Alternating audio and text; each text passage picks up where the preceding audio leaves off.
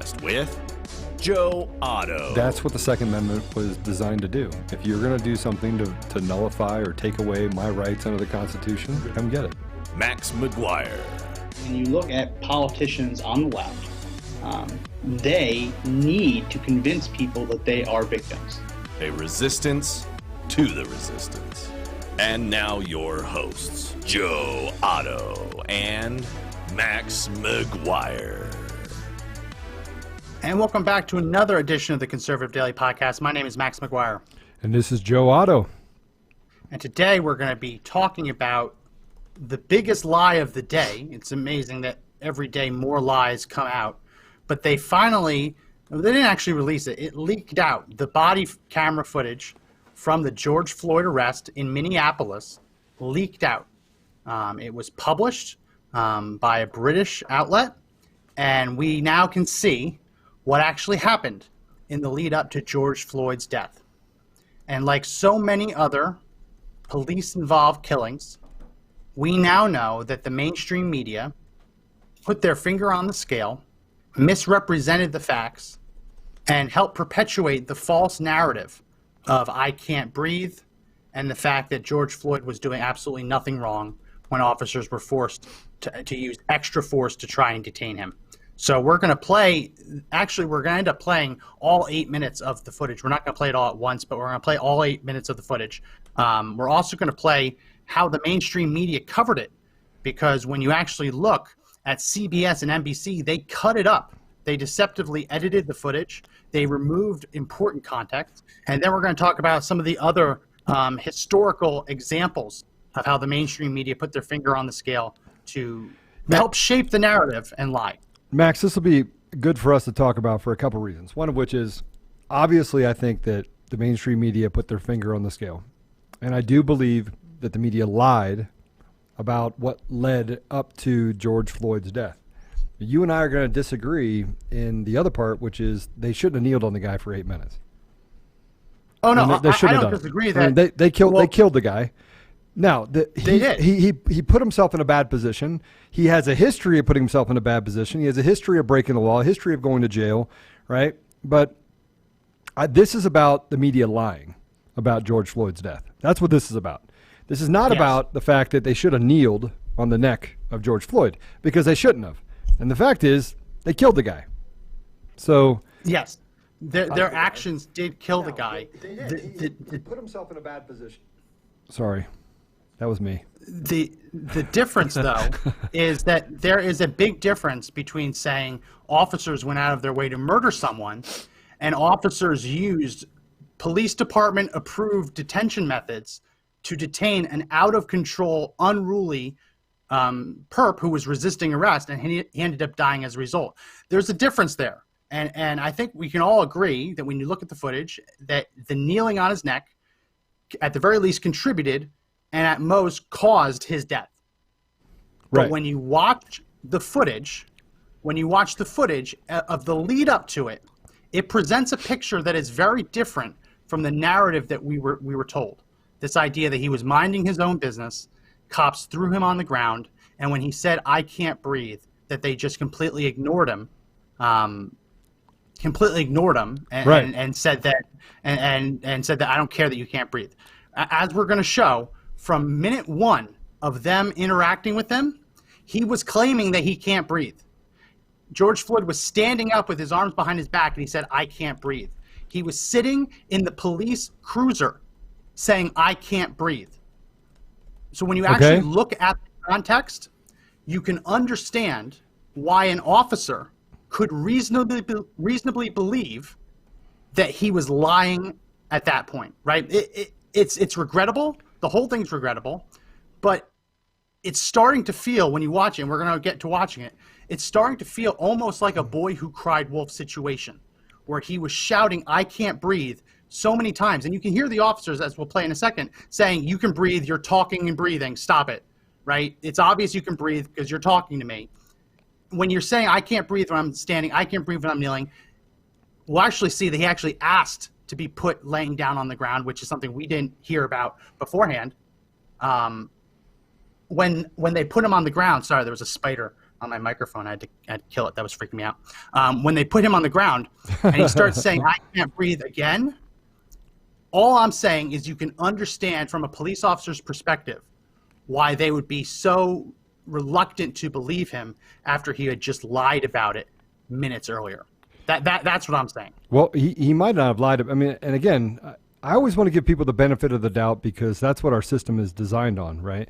But he might not have been able to breathe because he was under the influence of drugs, right? He might have actually been going through an episode during this entire time, and it just coincidentally came into effect when he was laying down on the ground because maybe he couldn't breathe. Maybe he was having trouble standing up, right? Maybe he was having a heart attack. Maybe he was having a heart attack. I mean, anything could have contributed to it. But I'm not denying that he had a ton of things that led up to this moment that he was responsible for.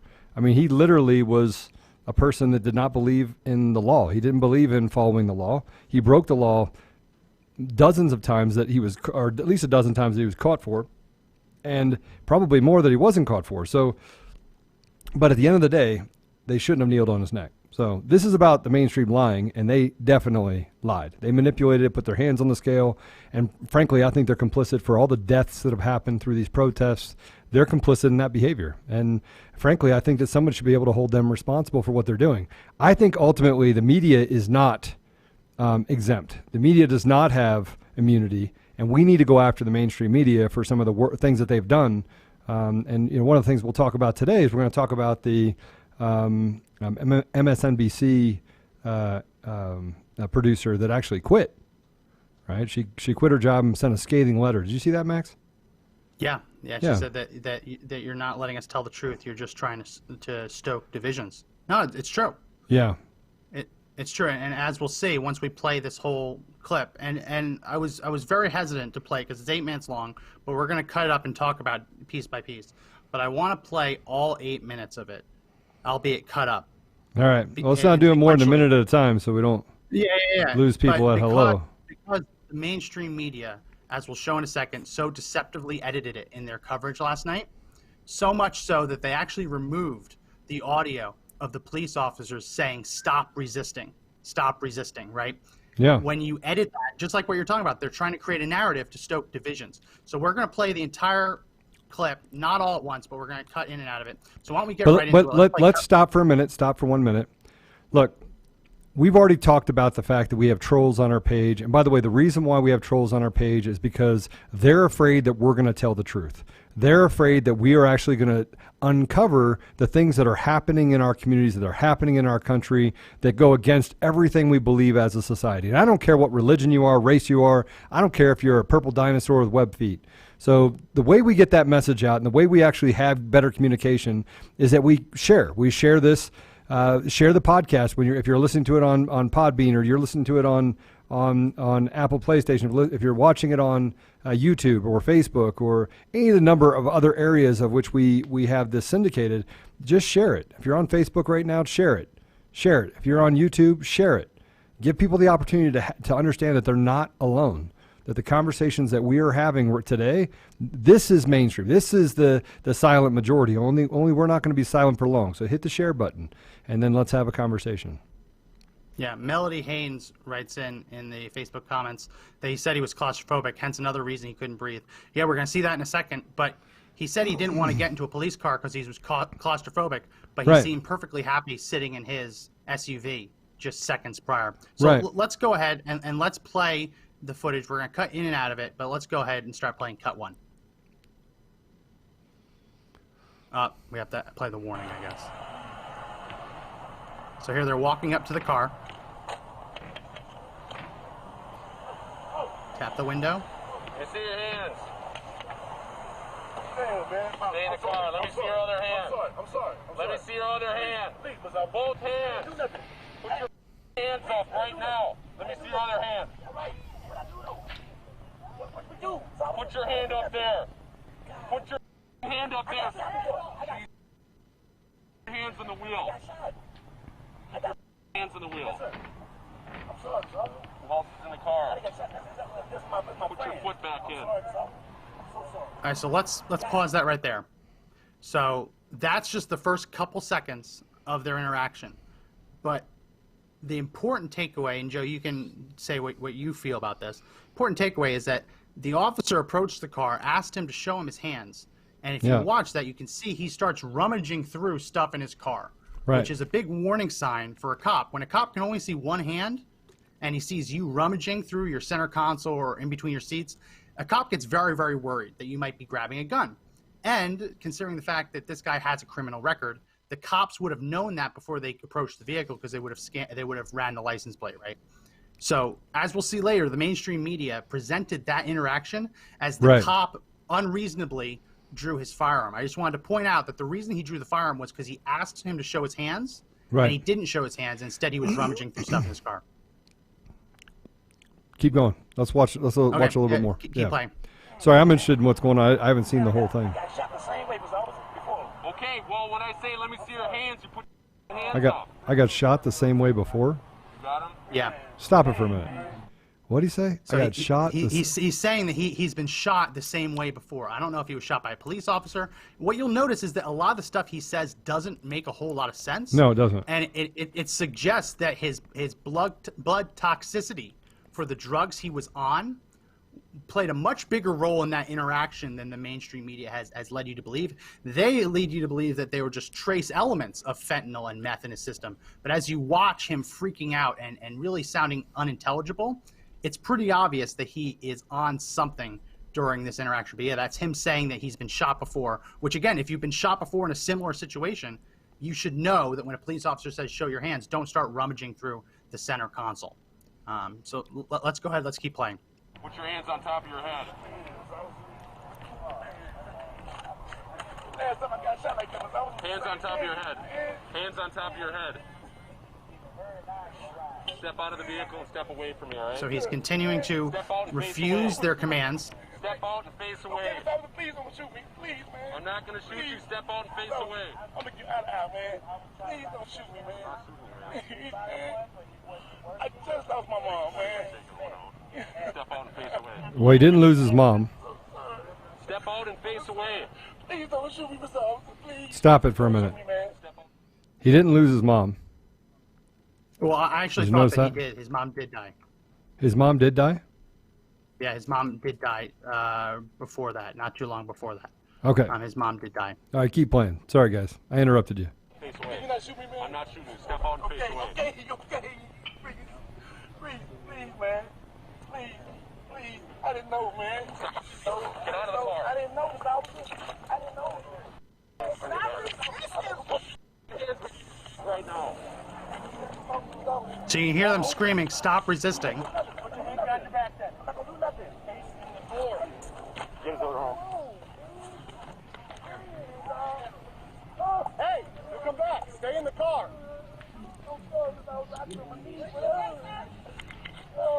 Stop resisting, man. I'm not. Yes, you are.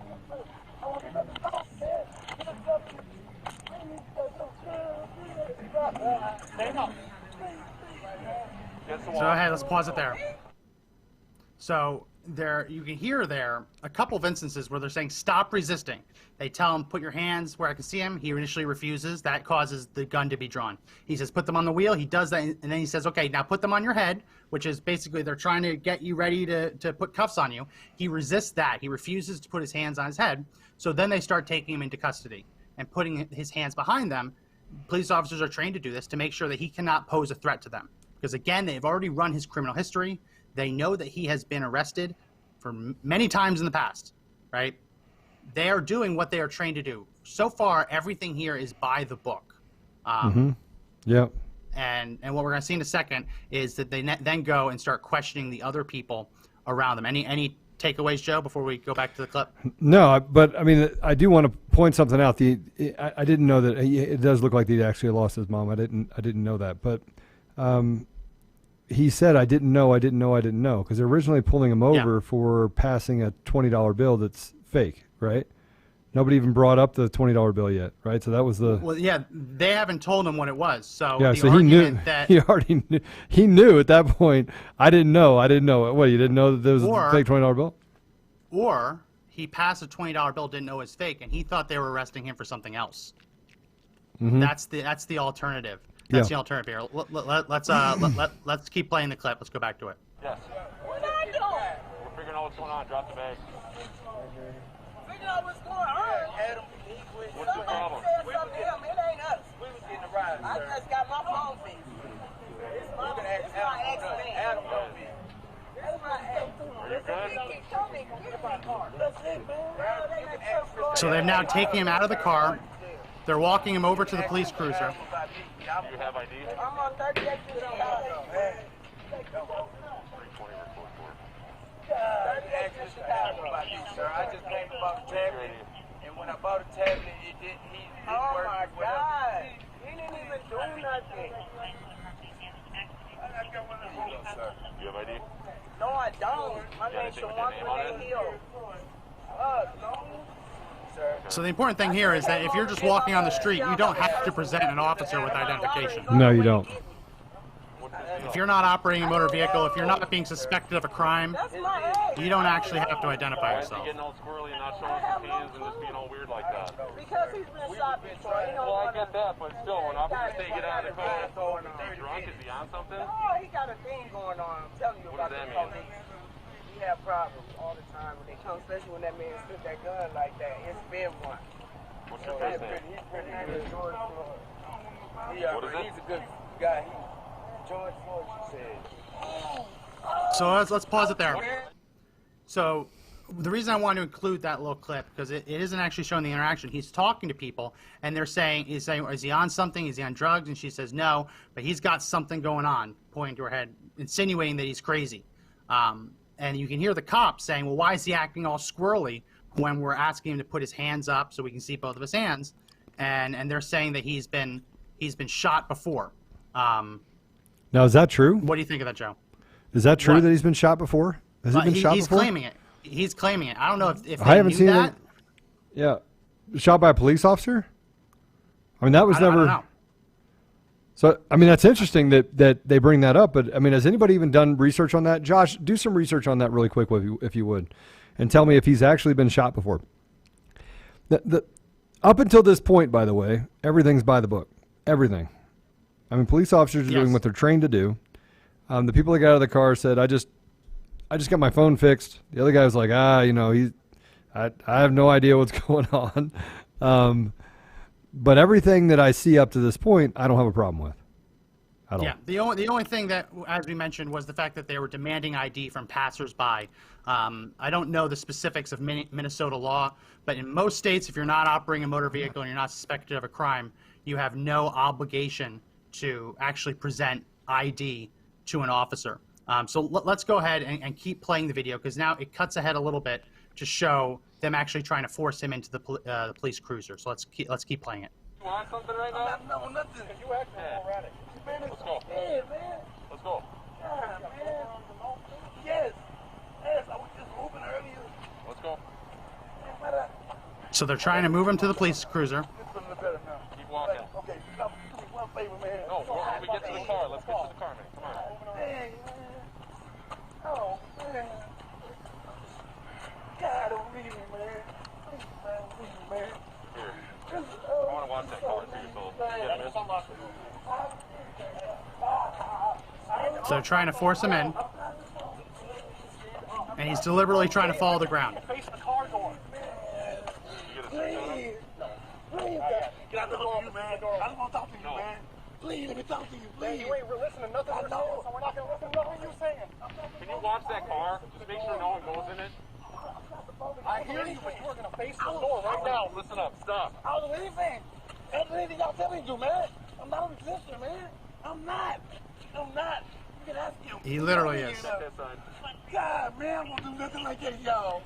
Why is it going on like this? Look at my wrist, Mr. Officer. I'm not that kind of guy. The other side. Mr. Officer, I'm not that kind of guy. Stop. Please. I'm not that kind of guy, Mr. Officer. Please. Face away. Please, man. Don't leave me by myself, man. Please. I'm just claustrophobic. That's it. Well, you're still going in the car.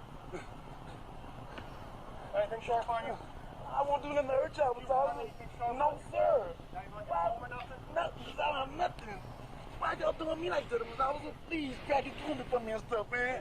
I am claustrophobic for real, Mr. Officer. You got him? Could you please All right, let's crack it pause for it me, there. please? Yes, I'll Remember my crack name. it. Stay I with me, will. man. I will. Please stay. Let's pause it right there. So it's him talking about how he's claustrophobic, how he doesn't want to get into the car, saying he wants them to crack the windshield, the window, saying he can't breathe because while he's standing up.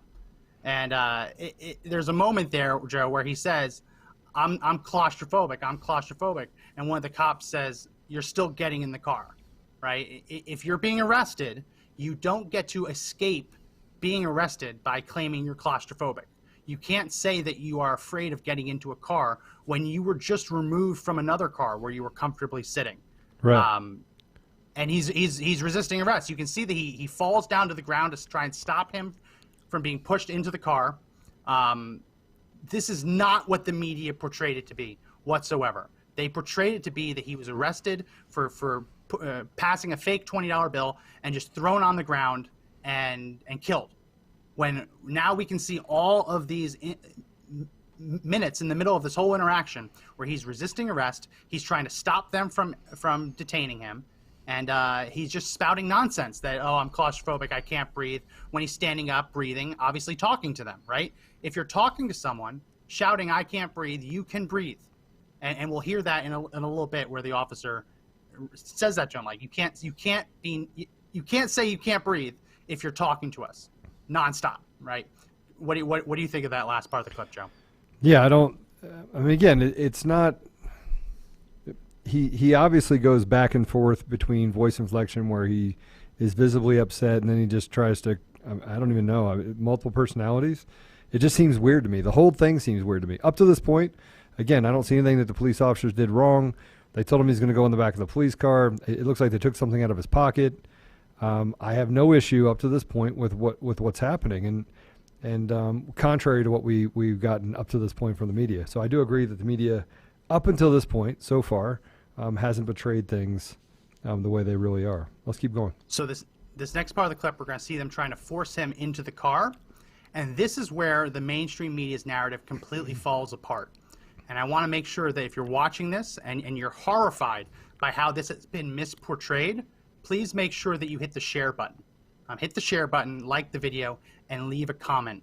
Because Facebook, like all the other big tech companies, are not going to want people to be able to see the truth. They would much rather you just buy the narrative that has been spoon-fed to you for the last couple months. So let's go ahead. Let's keep playing the clip.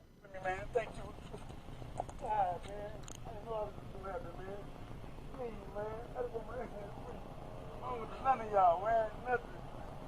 You got it inside in your pocket real quick on your shirt? I'm listening. And I understand that people do stuff. All right, he's good. His guns, whatever. There's nothing worth it. Okay. Grab a seat. Okay. I'll roll the windows down, okay? Please don't take a seat. I'm going in, Mr. Officer. I'm going in. No, you're not. I gotta go in. Take a seat. Grab a seat, man. Mind, I don't believe me, Mr. Officer. Take a seat. I'm not that kind of guy. I'm not that kind of guy, man. Take a seat. Y'all, I'm gonna die here. Take a seat. I'm gonna die, man. You need to take a seat right now. And I just had COVID, man. I don't want to go back to that. Okay, I'll roll the windows No. down. Hey, listen. Dang, man. Listen. I'm not that kind of guy. I'll roll the windows down and Please, you put your man. legs in, all right? I'll Y'all put the air on. stop. Look at that. Look at that. Now you're listening. Look at it. Look at it. We can fix it, but not while you're standing out Okay, here. man. God, y'all do me bad, man. Man, I don't want to try to win. I don't want to try to win. I don't want to win. I'm claustrophobic. I'm claustrophobic and I got anxiety. I don't want to do nothing to them. I'll roll the window down. Man, I'm scared.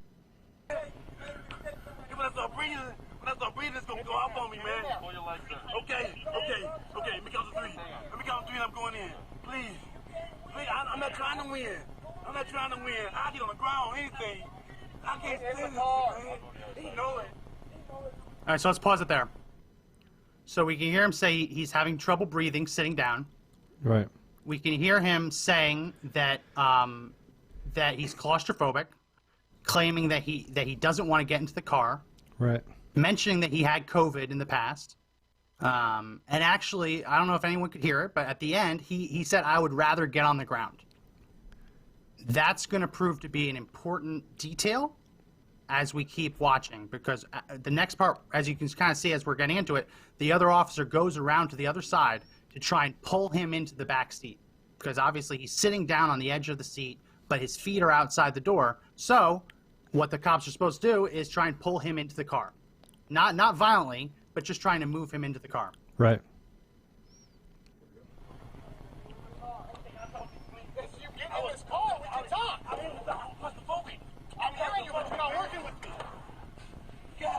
Over here, I'm gonna pull you in. Get in the car. In the front. No, you're not getting in the front. I'll get in the car. Okay, man. Okay. I'm not a bad guy, man. Get in the car. I'm not a bad guy. Man. Please, officer. Please, please. Take a seat. Please, man. Please. No. Take a seat. I can't choke. I can't breathe, officer. Please. Please. Fine. My wrist, man. My wrist, man, please. I can't take this, man. I got on the ground. Let's pause it there. Let's lay on pause the it ground. there. So he's saying, I can't breathe. Yep. He's then also saying that he'd rather get on the ground. And then you can see him with his legs push his body out of the car. Right. Onto the officer, knocking the officer down, him dangling half out of the car. This guy jumped out of a police car. How is that not part of the narrative? How is that missing? Look, I think From that the story we've been told. listen, I just want to get to the point where you have irrationality that's happening with George Floyd, right? He's irrational. He's on drugs. We know this is a fact. They did a toxicology report and stated that he was under the influence, right? So we know that that's the case. Now, the other side is that there could, I mean, there's things that he said that could be true, right? You know, I'm claustrophobic. That could be true, right? It also could be true that he can't breathe. But the choices that he made prior to getting arrested, passing a fake $20 bill, resisting, I mean, I assume that they wouldn't have arrested him to begin with had he put his hands on the steering wheel to begin with, right? He was acting erratic. They wanted to make sure they searched the car. All of those things could be true. But he chose to, you know, not do what he was supposed to do all the way up to this point, right? And then when he kicked himself out of the car, again, all of those other things could be true. I find it hard to figure out that the police officers up to this point did anything wrong. Anything. I can't see that they did anything wrong. Up to this point, it is by the book. You're right. By the book, right? Now, I don't know, you know, there's things that come up that I think are important in accountability. If we're going to talk about accountability, I think it's important to say this. It should be that they say that we're placing you under arrest. I mean, I must have missed it, but I didn't see that anywhere in any of this. I haven't seen that they said, hey, we're placing you under arrest or we're detaining you. I didn't hear those two words, right? So, I mean, and again, I'm not excusing it up to this point. I think the police officer did everything right, but I'm going to tell you that he did all of these things up to this point that caused him to be, you know, arrested, right? Mm-hmm. Now he's on the ground out the other side, and this is where it really gets to the meat of what's happening. Let's go. Yeah. So, yeah, the takeaway is that he's saying, I can't breathe when I'm standing up. He's saying I can't breathe when he's sitting down. And he wasn't just resisting arrest. What we just watched was him trying to lunge out of a police car. Not just resisting arrest. That is at least arguably trying to escape custody. If you try to jump out of a police car as you're being detained or arrested, again, I agree. I didn't hear them say it. But, I mean, similar to the case in Georgia where they said they hadn't put him under arrest yet. The reason that they hadn't put Rayshard Brooks under arrest in Georgia yet was because he was fighting them, taking them to the ground. Right. So this is kind of a slow fall, though, right? I mean, and what I mean by that is the police officers are just having to deal with another situation, and this is the thing that police officers face every day. Good police officers face every day, right? And that is they get themselves in situations where people just want to just act up, and then at the very end they want to say, "Oh, I'm sorry, I did all the things that I did to act up to this point doesn't justify the bad behavior that we're about to see, right?" So, and we're not there yet. So let's keep playing. I think we only have a couple seconds of the clip, but let's play it so we make sure we play the whole thing. Let's go back to it.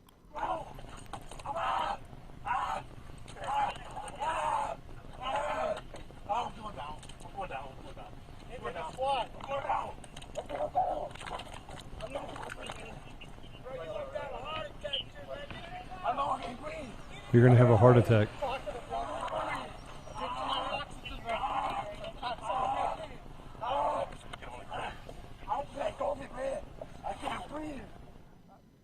So that's the conclusion of the body camera footage that has leaked. So the fact that they kneeled on his neck, that was an approved detention method for an out of control suspect, an out of control Right. perp. The way we've been presented with that was that they had no reason to kneel on his neck. When we just watched, he lunged out of a police car, tried to push his legs and jump out of the police car, knocking an officer over. That's a part of that interaction that, whether you agree with the kneeling or not, I understand. But given that that was an approved method of detention for unruly people, the narrative that we've been presented with was that he was doing nothing wrong. There was no reason to escalate to that kind of force, and that it was murder. Listen, here's my problem with it, right? My problem is not actually that. So I have a problem with him kneeling on him, right? It's an approved detention method. That may be true, and maybe that's a part of what we actually change, right? That we actually say, hey, listen, if someone says they can't breathe, let's take it seriously. If someone says, you walk into a hospital and said, I have heart pains, you go to the front of the list when you're in the emergency room, okay? So if a suspect says, I can't breathe, the first thing you do is just call an ambulance. Say, you can't breathe? Great, we're going to call an ambulance for you. It's really simple, right? Maybe that's a part of the SOPs, right? Standard operating procedure that we implement. I don't have a problem. But here's my problem with the media, right?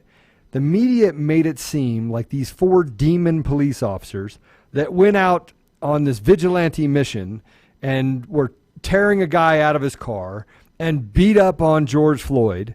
That's not what I'm seeing. Is anyone out there that's watching this, is that what you see? Does anybody see that you had police officers acting with malice? I see police officers that are respectful. I see police officers that are, basically just trying to get through the situation, right? They have probably limited information at this point. They know that he has a criminal record, but they have limited information on this suspect.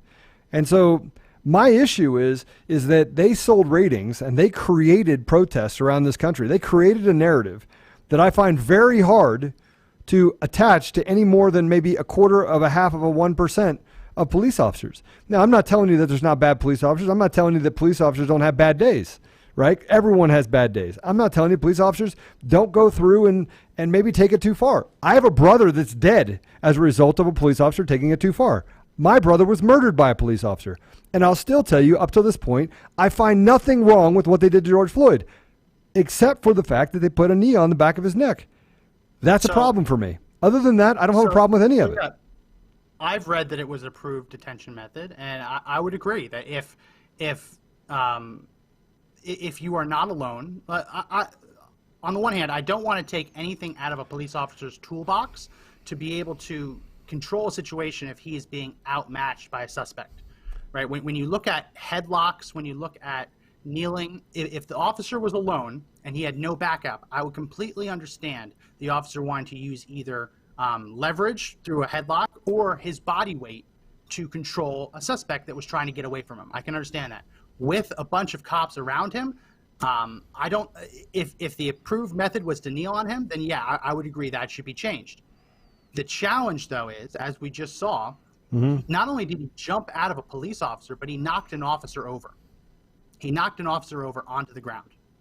So as that officer, you're trying to detain an out-of-control, incoherent, rambling, obviously high on something. Bystander said he's crazy, he's cuckoo. Trying to just get him into a cop car so you can assess what went on, calm him down so you actually talk to him. He jumps out of the car and knocks you over. That would be the... I'm not forgiving what the officers did, but I'm seeing a lot of things here that can explain why they did the way they did, because I have not seen any racism here. The narrative that they knelt on his neck because he was black and they wanted to kill him because he was black, I don't see that there. No. Right? This all happened because they said, show me your hands, and he didn't. Put your hands on your head, and he didn't. Get out of the car, he didn't. Put your hands behind your back, he didn't. Sit in the cop car, he didn't. Right? It's all choices. I don't see any black, white race dynamics here at all. But here's the other thing. Tony says, before the video, I did not even know he was in a car of his own. No, Tony, you're right. They didn't actually say anything about him being in a car of his own. Matter of fact, they didn't even have all the information. The media didn't before they actually came out with this case. There's another guy on one of the social channels that says that Sajat says, I still think the police officers should rot in hell. The reality of it is this, Sajat, if you're not breaking the law and you don't have a history of breaking the law, you can justify it any way you want. These police officers, you just watched it, 8 minutes of body cam footage. Not one time did they call him a name. Not one time were they disrespectful. They treated him with the utmost respect the entire time, even as saying, stop resisting, stop resisting, stop resisting. Not stop resisting, you blankety blank. Not stop resisting, you this or none of that. None of that ever happened. No pejoratives, nothing. And the only thing that even comes close to disrespect is when he said, I'm claustrophobic, and you can hear one of the officers chuckle in the back and say, you're still getting in the car. Yeah. Right? Yeah, that's it. I'm claustrophobic. Great, you get in the car. Don't break the law. That's disrespectful. It's not nearly what the media has tried to make it out to be. Lori writes in the comment section, why did it take so long for this to get out? That's an interesting question, because what you just watched, anyone in Minneapolis and any reporter was able to watch for the last month or two. Right? The media has known about this footage for weeks and said nothing. They weren't allowed to videotape it and said nothing. Every major news outlet has already watched what you watched weeks ago, and they didn't change their reporting one bit. That's what we're talking about here. What's sad about all of this, right? Yeah, Tony, you're right. It seems like the situation has too much of a backdrop. Staging. I agree with you. I think that there's way too more to this. There's more to this story, right? And we're getting more to the story. But the reality of it is that we're being lied to as a populace, as a society. They're actually creating a divide between us. Like all these other divides aren't working. We're coming back together. People in the middle, people on the left, people on the right. I didn't say loony left, right? And I didn't say extremists, the 1% problem we have on the right. Or the 40% problem they have on the left. I'll talk about that later. But the people in the middle are coming together saying, look, we're not that far off on differences. We've got a couple social issues, but we all want constitutional integrity. We all want, to have opportunity. And yet it's not working. The media wants to just basically create chaos because it creates ratings for them. It creates opportunity for them. And that's what we're dealing with. We're dealing with a extremist ideology mixed in with absolute chaos that is generating money for the left. The same thing we can say for what's happening in the pandemic, right? The pandemic Joe, right now, what? Joe, this guy had a horse-drawn casket at his funeral. Gold-plated. Gold-plated casket, horse-drawn at his funeral. On the altar at his funeral was a painting of him with a halo over his head. Oh, yeah. Yeah. The narrative that we have been fed was a lie. It absolutely is a lie. 100%. Lie. And the narrative that there was nothing at all to justify the cops ignoring him saying, I can't breathe, and using more force to detain him, that narrative goes away too. Because, listen, the intervening variable in that is that the cops talked to the bystander and they said, oh, this guy's crazy. Watch out for him. He's got something going on. So you see how he's acting. You see someone say, oh, this guy's crazy. You're seeing him saying, I can't breathe when you're watching him breathe. I can understand why in the moment after being knocked over as he tries to jump out of a police car, I can understand why officers would ignore the I can't breathe because he had just been lying about it or exaggerating it before. And I can understand why they'd want to use extra force to prevent him from escaping again, which is what that looked to be. The problem I have, Joe, is that the mainstream media ran with that footage that we just showed last night and they edited it. We just played that in its entirety. We cut to talk about it, but we did not leave anything out of what we just showed. No, we didn't. The mainstream media doctored it. They cut it up, they changed the order of things, and they removed key moments where the cops are saying, don't resist, stop resisting. Yep. They removed all the moments that go against their prevailing both narrative. of those things. Yes. They thought that this would stay hidden on a Minneapolis computer. They didn't know someone was going to take a video of it when they were watching it. They thought they'd be able to get away with it. So the way they reported on it was to hide all of the parts that didn't agree to their narrative. So we have two cuts I want to play real quick. One is from CBS, one is from NBC. We were going to play the ABC. Well, they should be sued. They should be sued. We were going to play an ABC clip, but ABC did not report about this on their world news last night. on their main news program. So we don't have an ABC clip. So let's go ahead and play the CBS clip. And having watched what you just watched, notice how CBS and NBC have edited it, and notice what they've left out and how they're editorializing it. Let's go ahead and play cut 2. For the first time, 2 leaked body camera videos show the encounter with George Floyd from the officer's perspective. In one, Officer Thomas Lane confronts Floyd, trying to get him out of an SUV, a gun aimed in his direction. Both hands. Hands off right now. Later in the footage, Floyd drops to the ground as officers lead him toward a squad car. Stop falling down. I'm claustrophobic, man. Stand up. I'm claustrophobic. Stay on your feet and face the car door. The other video, which was also published by the DailyMail.com, appears to come from the body camera worn by rookie officer Alexander King. It shows Floyd resisting the officer's attempt to place him in the squad car. You hear him pleading. God, I'm claustrophobic, man. Get in the car. Get in the car. I'm in the front. Also in the video, fired former officer Derek Chauvin, who's now been charged with second-degree murder. Here, come on out. Look at you, thank you. Come on, go. As soon as Floyd hits the pavement, you see Chauvin's gloved hands on him and a knee on Floyd's neck. Please, I can't breathe. Please, man. Relax. I can't breathe. All right, let's cut it there. So, big takeaways. They cut the beginning part to leave out the part of him rummaging for his stuff, which prompted the gun to be drawn. Instead, they actually made it seem like the officer approached with the gun already drawn. Which is not true. Right? Which is not true. That's not what happened. They cut out the part of him. Well, they mentioned it a little bit that he was resisting, but they cut out the part where he jumped out of the car. The most action-packed part of that whole clip, where he jumps out of the car and knocks a police officer over. They left that out. Right. They left out that he asked to be placed on the ground. Instead, they played the officer saying, "Get on the ground."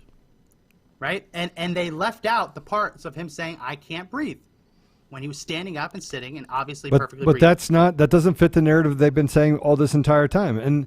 And by the way, this is why we want to share it. We want to share it so more people can actually see the entirety of the clip, right? So they're not making a decision based upon this warped media we have to deal with on a daily basis. So hit share, guys. Hit share. Let everyone see it. And inside the title, when you hit share, say, listen, this 8-minute video, watch the entire thing, then watch the media and how they actually spin it. How do we trust the mainstream media with this stuff? How, when we're looking at that, how do we actually trust the media?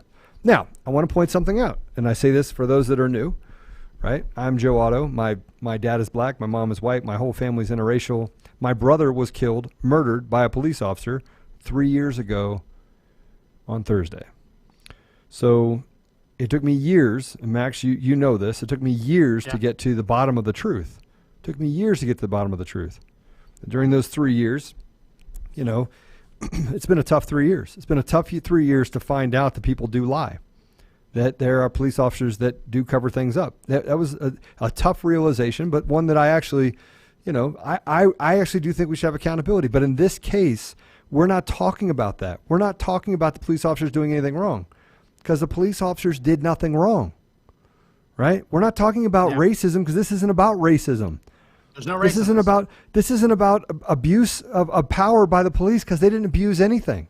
They didn't abuse George Floyd, right? Now, they should not. Look, if it's SOP that they put their knee on their neck, the SOP has to change. But the SOPs aren't written for people that are on either meth or fentanyl. They're not. They're not written for that purpose. They're written for people that are also just knocked down a police officer trying to escape a police cruiser. Correct. Right? Correct. That did happen. All these details. And you don't change standard operating procedures by charging someone with murder, right? And that's the big thing here, that they saw this footage and they still thought it was premeditated murder. Yeah. They still thought it. So we just played the CBS clip. I want to play the NBC clip, because NBC got caught doing almost the exact same thing, dicing up the footage, editing it, and leaving the important bits out. Let's go ahead and play cut 3. I see your hands. Stay in the car. Let me see your other hand. I'm sorry. Seconds after rookie Minneapolis police officer Thomas Lane approaches George Floyd's vehicle, he's already drawn his gun. Put your hand up there. These body camera videos were viewed in person by NBC News last month, but had not been distributed publicly. The DailyMail.com says it obtained a leaked copy, apparently recorded off a computer screen. Please don't shoot me. Please, man. I'm not going to shoot you. Step on, face away. Floyd sobs as he tells the officer he'd been shot before. Please don't shoot me, Mr. Officer, please. For the first time, the videos show how a call about an alleged fake $20 bill on Memorial Day escalated into a deadly encounter that would ignite global outrage. The officers handcuffed Floyd and then struggled to get him into a squad car. Please, I'm just claustrophobic. That's it. Oh, you're still going in the car. Anything sharp on you? I won't do nothing to hurt y'all, Mr. Officer. No, sir. I am claustrophobic for real, Mr. Officer. You got him? Could you please back it for me, please? Yes, I'm back it. I will. I'm not that kind of guy, man. Yo, I would die here. Floyd pleads with the officers, I'm not a bad guy, man. In the car. saying that he has anxiety and that he just recovered from COVID-19. Please, please. Fine. My wrist, man. My wrist, man, please. I can't take this, man. Okay. I don't let him go. So they actually played the part of him jumping out of the car. But if you watch it, the whole thing is narrated from George Floyd's perspective. Right. They only talk about how he has anxiety, how he feels claustrophobic. They don't talk about the fact that he was saying he couldn't breathe the moment that the police officers detained him. Because it has a lot more to do with victimology. I think it has to do with the fact that everyone's a victim. I mean, that is what the loony left has done. Everything is, by the way, oh my goodness, everyone's a victim. Everyone's special, right? There's 94 different genders now. I mean, you can be a pink unicorn if you want. We're going to put it on your birth certificate. You're a pink unicorn. We're going to change everything for you, right? And that everyone's special. That's the other part. Everyone's special. We should treat them special. Did you notice that NBC, because we just watched the whole clip, there was no bleeping in the clip that was released by the Daily Mail. When there were curse words in that, the Daily Mail cut the audio and just made it quiet, right? NBC inserted their own beep, not over a word, but over the absence of word. Right. So NBC just bleeped nothing. Yeah. Like we know that obviously something was said to cause the Daily Mail to cut that audio, but NBC put a bleep over nothing. And the one time that the bleep appeared was when the officer was telling him to show his hands. Right.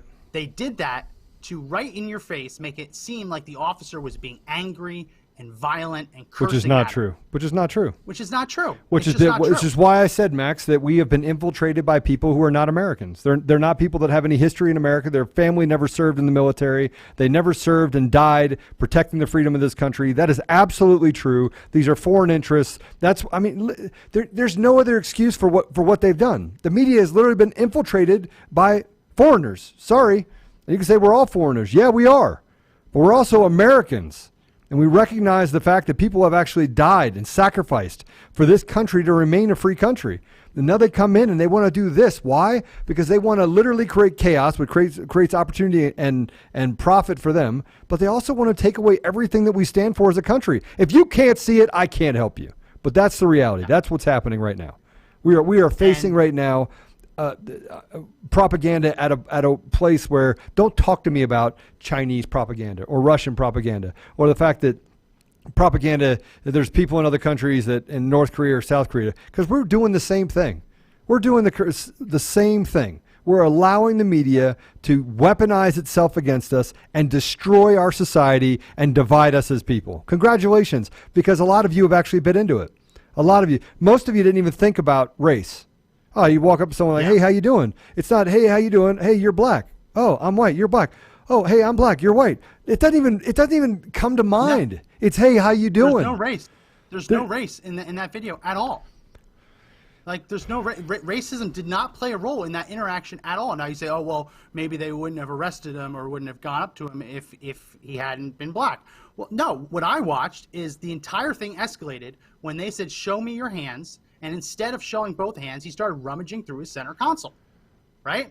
I don't care what race you are, what ethnicity, what gender, what sex. I don't care. If an officer says, show me your hands, and you show him one and you start rummaging through your center console, don't act surprised if you get dragged out of the car or if he escalates and draws a weapon. I didn't see race there.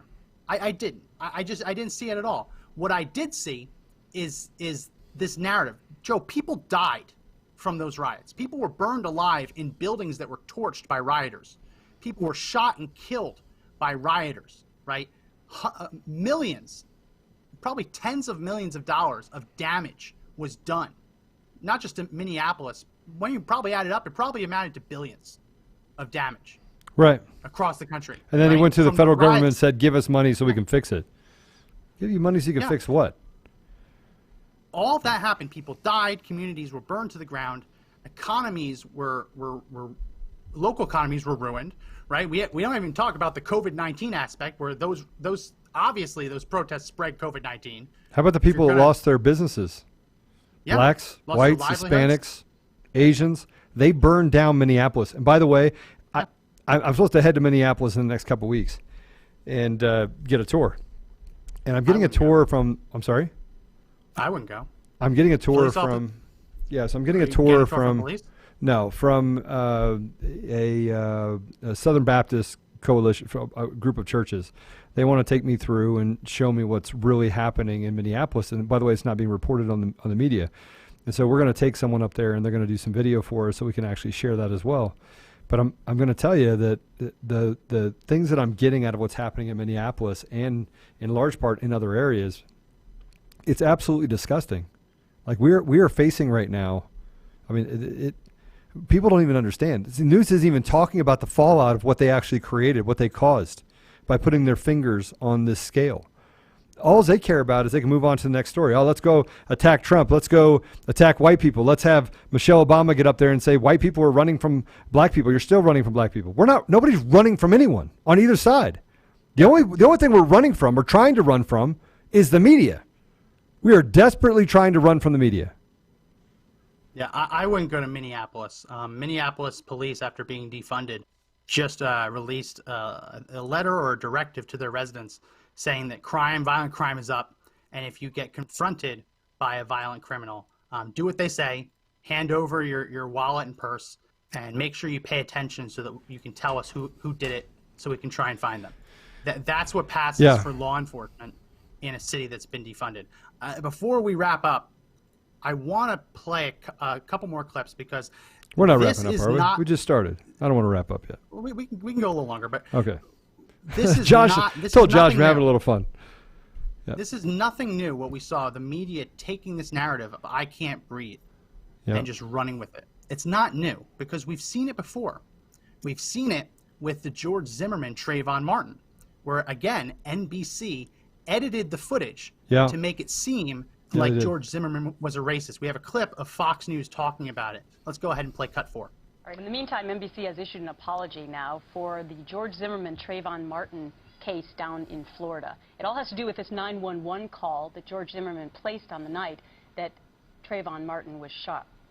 The question is, the editing in which NBC, what they did to this 911 call, did it change the message? Well, apparently it did. Now they're apologizing for it. Yeah, here's what they originally said. This is the edited version. This guy looks like he's up to no good. He looks black. In actuality, there was a major insertion that they edited out, which was the question to ask what his nationality and race was. Let's play the 911 tape. Here it is. This guy looks like he's up to no good or he's on drugs or something. It's raining and he's just walking around looking about. Okay, and this guy, is he white, black, or Hispanic? He looks black. So is that a different message in your mind? Yeah. Than the, I'm just rhetorically asking the question, guys. Here's what they cut out. So he said, this guy looks like he's up to no good, Zimmerman did. They cut out, or he's on drugs or something. It's raining and he's just walking around looking about. Okay, the dispatcher asked this guy, is he black, white, or Hispanic? They took all of that out. Well, you know, Tom, you only have a 4-hour show. You got to take 7 seconds out. Well, now NBC has issued an apology. They say the error was made in the production process, that they deeply regret the That's the same thing they said when NBC took out God from the pledge a couple of times. That was They're a little skimpy on So I wanted to play that because that's what this reminds me of. When you release footage and you edit out the parts where him saying I'd rather be on the pavement. What police officer wants to take this case? This should be a class action lawsuit against the media for lying and creating protest and creating a divide. We should sue them for hundreds of billions of dollars, and we should hold them responsible for destroying our communities and causing division. I mean, there's got to be something, Max. As a matter of fact, I think that after this, I'm going to actually call up a couple of lawyers and say, hey, what do we got to do to fund some sort of case against this? And we could just, do a worldwide or across the U.S. do a lawsuit, class action lawsuit, and let's go after the media. Let's go after them. What do you think, Max? Well, yeah, the key thing, usually it's hard to tell whether the media deliberately left things out, right? Because I'm sure in the last couple months we could find lots of cases where they left things out. Yeah, but right? like let's hold them responsible. The defense against slander or defamation is always that, I just said what I thought was true, right? But in this case, every one of those major media outlets had their employees watch the video that we just played, right? And they watched it weeks ago, right? And they said they watched it weeks ago. Floyd, yeah, they said that George Floyd. So how do they get away with it? Police car. How do they get away with it? They get away with it because we don't do anything about it, because we sit and watch. You know that the gym owners in New Jersey, I know you because you're from New Jersey, so you're probably pumping your fist in the air going, yes. Well, these guys are standing up. They kicked down a door because they came in and said, you can't open your gym, and they said, come back. I'm telling you, you want to see a fight. These guys, they kicked in the barriers. Originally, what was that they were told you have to lock your doors. So they took the doors off the hinges and said, you can't force us to lock doors that don't exist. And they just left the place open 24/7. Then when they were arrested, the police boarded up their business. Mm-hmm. So they had to kick in the plywood to get inside. Yeah. All because the governor is trying to put his finger on people. Look, we have a problem in our country. We have a problem. And the problem is not police. The problem is government accountability. Folks, let me say it again.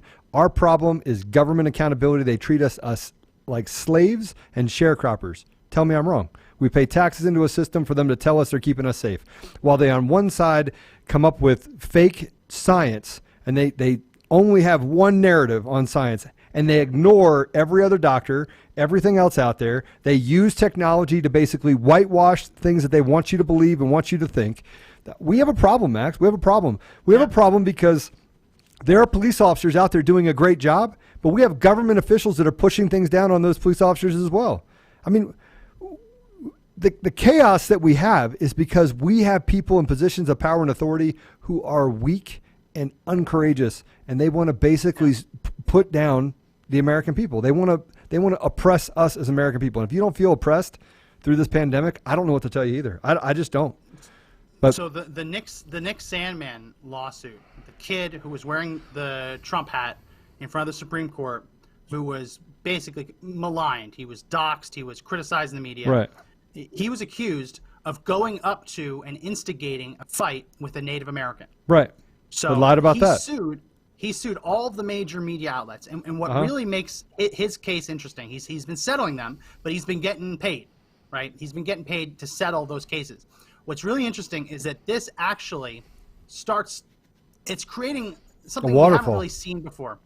Yes, we haven't really seen these like defamation cases, slander cases, dealing with lies by omission. Right. Usually when you go after someone for slander or defamation, they say something that's provably false. You prove that it's false. You prove that they knew. And right. They're done. What Sandmann is doing and his attorneys are doing is they're going after people that watched the video of the Native American man walking up and instigating with him, and then lied and said that the opposite happened. Right.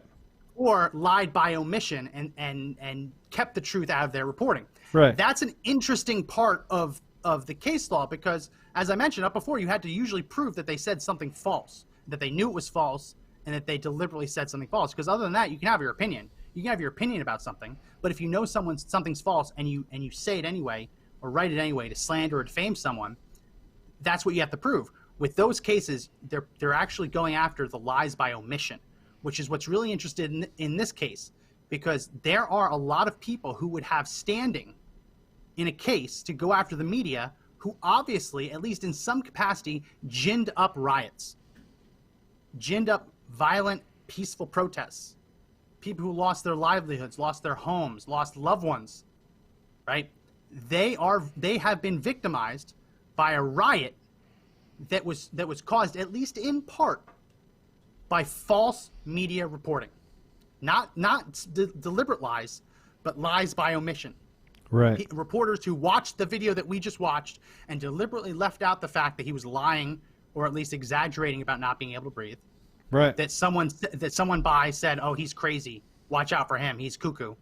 Right? Left out the fact that he jumped out of the car. Left out the fact that he was resisting arrest. Left out the fact that he didn't put his hands on the wheel when he was asked to, and it was instead rummaging through his center console. They left out all those details and instead presented their narrative of events. And I think people are dead as a result. I think that lots of people are dead. There's lots of people are dead. These protests were on the backs of, and people believed it, right? And yeah, I do believe there's a bunch of paid protesters, and I do believe that George Soros is behind it, and I do believe there's other billionaires that are literally trying to fund a war in our country so they can benefit from it. Because if they can weaken small businesses and they create these conglomerates, which is what they've done, right, then they get to actually again turn us into sharecroppers and slaves. We are being enslaved by these puppet masters at the top, and you can say, "Oh, Joe, that's conspiracy theory." No, it's not. It's truth. Tell me what they're doing. They're weaponizing technology, 100%. They're deplatforming people. Right? Ron Harding just wrote in and said that he thinks he just wandered into a KKK broadcast. He's calling us KKK. Yeah, and is Ron a little whitey? He must be. Is he a little white? He must be a white person. Yeah, it looks like he's got a Santa Claus beard. Yeah, so he's a white guy, right? Well, come live in my family for a half a minute, right? You're not talking to anyone that's white, okay? So why don't you go stand in the corner, Ronnie, right? Go find another page. Michelle's coming to our defense. "Oh, shut up, Ron, you crazy old coot." Thank you, Michelle. Yeah. Appreciate it. No, we're not KKK. KKK. As we've explained, if this was against their standard operating procedure, and if they did anything wrong, then they deserve to go to jail for it. We're talking about the fact that the media has presented a narrative that was devoid of facts, deliberately not including basic facts, like he was resisting arrest, like the fact that he tried to jump out of a police car and knocked another officer to the ground. Like that's usually the saying is, if it bleeds, it leads, right? If you had a story of someone being arrested, and in the process of being arrested, he tried to escape police custody by jumping out of a police car and knocked an officer to the ground, how could you possibly not include that in the reporting? How could you not include such a juicy detail? I don't know. I don't get it, right? I mean, I know how. I know it's really easy. They just don't do it. But it's not in the pursuit of ratings, right? It is by trying to gin up this false narrative. But if you had a story that someone tried to escape police custody and ended up knocking over a police officer in the process, that should be reported. And saying that should have been reported does not make us KKK Klansmen, right? And that's what's crazy. We just watched body camera footage, which we weren't supposed to see. Right. They're trying to keep it away from us for as long as possible. We weren't supposed to know this. All the media personalities that went in and watched it didn't report these facts. No, they didn't. No. And so that's why I say, why not have a lawsuit? Why not go after him? Why not make this a deal where we just continually sue the media? Sue them into submission, right? And it just takes a little bit from everyone. Let's say that we get, I don't know, 1 million people on board, 1 million people put in $10. Here we go. We got 10 million people, $10 million. We can have a really nice lawsuit, and we could sue these guys into submission. Let's just do that. Yeah. Why not? Why not go after them in numbers and say, look, we've had enough of you, and do it in every state, all 50 states. Make them chase it. All 50 states, make them chase it. Right? Yeah.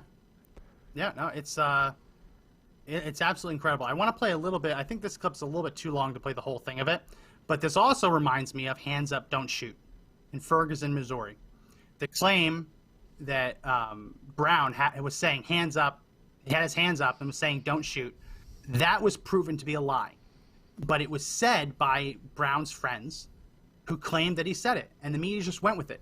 And even as it was proven false, the media kept perpetuating the falsehood that he had his hands up and he told the officer don't shoot. Let's play a little bit of it. This is a clip from MRC TV. They put a compilation together. Let's play cut 5. After 7 months of investigations and protests, it turns out that hands up, don't shoot apparently never happened.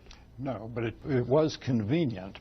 I recognize that the findings in our report may leave some to wonder how the department's findings can differ so sharply from some of the initial, widely reported accounts. Yet it remains not only valid, but essential to question how such a strong alternative version of events was able to take hold so swiftly. Outrage in Ferguson, Missouri after police shot and killed an unarmed teenager Saturday afternoon. Hands up, don't shoot. You know that our hearts, Black Lives Matter. hands up, don't shoot, are out there marching with them. His hands were up. The execution of Michael Brown. Very public body of evidence. When he turned and faced him and put his hands up. Putting their hands up, don't shoot. Where are the white people who reach for guns? Hands up. Amounts to... Let's cut that there. We gotta cut that there because that might be copyrighted music. Don't wanna get taken down. But the point is that it was proven false. It was proven false. He did not, and I love the way that clip was edited. We have to actually say something about the clip that we liked it. It was very well edited. I thought that they did a really good job of showing all of the different parts of that narrative falling apart and all the people that were involved in it. So for purposes of fair use, we have to make sure that we comment on that clip. That said, it's amazing how that lie, I mean, Joe, the saying is the lie can get halfway around the world before the truth even has a chance to put on its boots. Yep. And this was one of those instances. That's what happened. I mean, look at what we're dealing with. I'm actually afraid for my kids, my grandkids, for your kids. I'm actually afraid for a lot of reasons, because the conversations, the reason why I'm going up to Minneapolis and I'm meeting with a predominantly black community, right? I literally got off the phone with them this morning and I was like, I'm heading up there. I'm just gonna take a tour. I'm gonna spend some time with them, is because we have an obligation to stay connected. We have an obligation to stop the division, to change the narrative. And the only way you change the narrative is getting to know your neighbors, right? And actually having conversations about what they're actually experiencing versus what they're being propagated with, like all the things that are in the media. And talking to this pastor, and I don't have permission to talk about him specifically, but he just said, look, I've never had these experiences. I'm watching it on the news and I'm like, this is awful. And I go, would you be surprised if it wasn't true? And he goes, of course I'd be surprised, because I hear people that talk about on the street, and people that come to a congregation, they're talking about how they've been profiled. And I go, okay, well, there are probably experiences that happen like that, just like there are experiences that you have where you've been robbed or you've had your house broken into, and all those experiences actually lead you to a conclusion. But would you be surprised if most people don't have that same propensity, because they just accept people where they are? It doesn't matter what race you are, religion you are, and that this war is actually being manufactured. And he goes, well, I would believe that as well. I said, well, how do you believe both? And he goes, well, it's really easy. I believe one, then I stop believing that, and I go believe the other, and then I come back.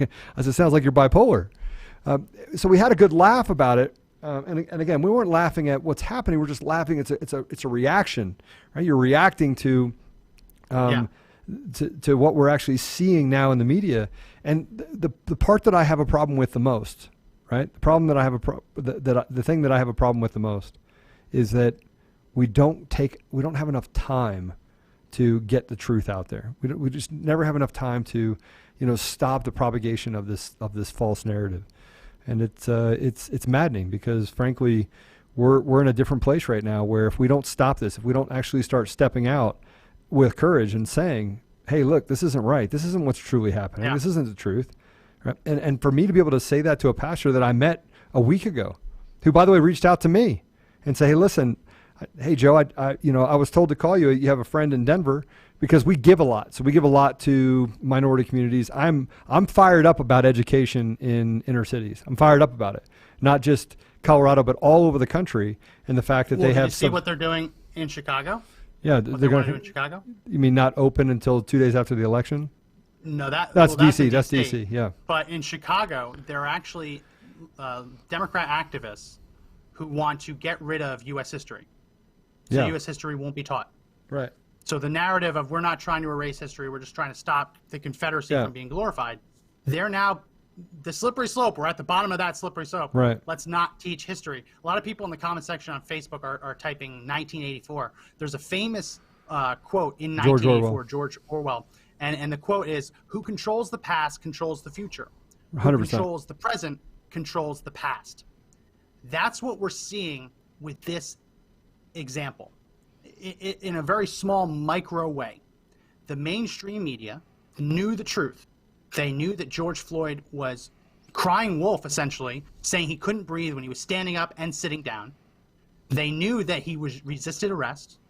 They knew that he tried to jump out of a police car and knocking an officer over. And they knew that he asked to be brought to the ground. Yep. They knew all of that. They left that out because they would much rather present the narrative that he said, I can't breathe, and the officers ignored it.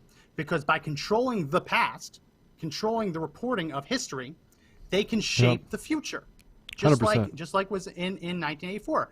And it's not just that people have their confirmation biases where they see and say, oh yeah, that sounds right. I could believe that happened. These are people in power in the media, and not even mentioning government, in the media, who saw the truth and decided to report falsehoods anyway, because it was a better story either for their jobs, their livelihoods, their ratings, or it was a better story for their own political aspirations to change things. You had the prosecutor in Minneapolis charge these guys with murder, saying that there was no reason. Keith Ellison, former head of the Democratic Party, or VP of the Democratic Party, second in charge, he's charged them with murder, saying that they had no right to put their knee on him to hold him down. Right. And he saw the fact that the guy tried to escape a police car and knocked an officer over, and he was said resisting nothing. arrest. Right. We saw it in Georgia, where the prosecutor charged the guy with murder, even though we could see on the video that the only reason the officer shot Rayshard Brooks was because he turned around and pointed a taser and fired it at him. Right? It isn't just them getting it wrong. They know that the reports that they're furthering, they know that the charges they're filing, they know that they're wrong. Yeah. They know. Right? That the same officer in Georgia who charged the officer with unlawfully shooting because a taser isn't a good enough reason to deploy deadly force, just weeks prior had charged an officer with using deadly force by pointing a taser at someone, right? They know what they're doing is wrong, but they think they can get away with it. And they think that they'll be able to use that as a way to advance their own political agendas. And they're counting on the media to carry their water. Yeah. They're counting on the media. Well, now you have Antifa. Now you have Antifa Antifa calling police racist. I mean, that's what Antifa does when they show up to pro-police rallies, is yell racist. And the police, just so you know, are 38%, 41% minority. I mean, look, and nobody talks about that. Nobody talks about the fact that we have a very interracial police force across the deal. Now, what doesn't help, I'm going to talk about it. Here's what doesn't help. It doesn't help that they have a group called the what's it called? It's a bicycle. It's a motorcycle gang that's made up of police officers. What is it called? Say it. No, but there's a Josh looking up for me. But they have a police force that literally is, and they have a sheriff's department, a precinct that's a sheriff's in L.A. that they're called the executioners, right? So the group of deputies that go around just abusing people in the community. It doesn't help when people don't get to the bottom of that they let bad police officers, especially in areas like that with high density and high minority, that they allow that to happen. If it's true. I mean, again, it's the media that actually put it out there. So if it's true, those are the types of things that you should be able to cut out very easily. I mean, it's not hard to know that you have a tattoo that makes you an executioner, and you're in this group of deputies that has a high propensity to engage in shootings and things like that, that those police officers as a whole, that group, should be eradicated, right? They should be charged. Yeah, but I mean, here's the thing, though. If you want to cover that story, cover that story. I agree. That's right? What I'm trying to say. What I'm trying to say is that exactly. Like to say that we have to cover these stories because police are out there killing black people indiscriminately. If that's happening, which again we've had the conversation, I don't believe that it's happening, but if it's happening, that there's just indiscriminate police going around killing black people for absolutely no reason, then focus on that story. Don't focus on a story like what we just talked about today, where the police were doing everything by the book, race was not involved, right? Don't elevate that to this racist killing.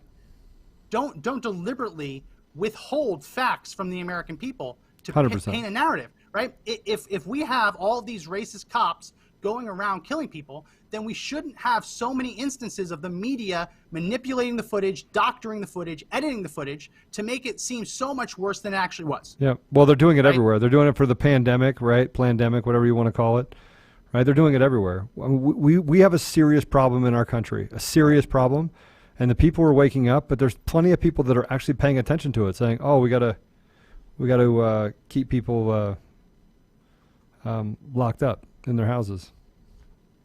So yeah, it's yeah. Well, in the YouTube comments, we have a discussion about people's trees falling on their cars. So it's a very interesting discussion going on YouTube. But yeah, no, it's it kind of falls into the same thing, that if we really do have a problem with hate crimes in the country, then people shouldn't have to have hate crime hoaxes, right? If hate crimes are as prevalent as the left claims that they are, so many of those hate crimes shouldn't be disproven. They shouldn't be hoaxes. There should be real hate crimes. It shouldn't take one day to prove that these things are false. It shouldn't take watching 8 minutes of footage to realize that no, that these officers didn't just like premeditatively murder someone, that it was an escalation resulting from his resisting of arrest and trying to escape police custody, right? It shouldn't get to this point. Because as I mentioned, people have died, businesses have been burned to the ground, communities have been destroyed over a lie, just like it was when it was the hands up, don't shoot, just like it was when Trayvon Martin was just carrying Skittles, doing nothing wrong at all. I'll give you the final word, Joe, as we wrap up. We're in for the fight of our life, guys. I mean, this is really what it tells us, is that we can't trust what we should be able to trust, and that there is no integrity, there is no ethical value, there is no moral value to what we're seeing in our media or in our leadership. And so, you know, if we allow this leftist agenda, this sick agenda to infect our kids, infect our society, infect our community, then we have no one to blame but ourselves. So we have an opportunity to stand up. Now's the time to stand up. I'm serious about the lawsuit, Max. We're definitely going to look into that. We'll talk about that later on this week. But just have courage, right? Stand up and don't be afraid to talk, right? Bring people back to the light, so to speak. And anyone just joining the video now, we went through in pretty detailed efforts going through the actual body camera footage of the George Floyd arrest and went piece by piece showing how the media lied about it and how they continue to lie about it. So if you're just joining now, hit the share button. Once we end the stream, it'll be posted as a standalone video and you'll be able to rewind it and watch it. So do hit the share button. We need to make sure that the truth gets out there to as many people as possible. And the only way we can do that is if you like, comment, and share. Well, that's going to be it for this edition of the Conservative Daily Podcast. Remember that you can download the audio version on Apple Podcasts, Google Play Store, all the TuneIn, Spotify, everywhere you can pretty much download podcasts. We're there now. We also live stream on Facebook and YouTube every day. So check us out there if you haven't watched the video stream yet. In Parler. We're also on Parler, at Conservative Daily, all one word. If you follow us, happy to follow you back. And in the video description, there's a whole list of links, ways for you to join our email newsletter so you get alerts when there's things going on in Congress the media doesn't want you to know about. Make sure you sign up for that, and make sure you like and follow our Facebook page as well. So again, that's going to be it. My name is Max McGuire. And this is Joe Otto. And remember that the fight to take back our country is not over, but the only way we win is if we all stand and fight together.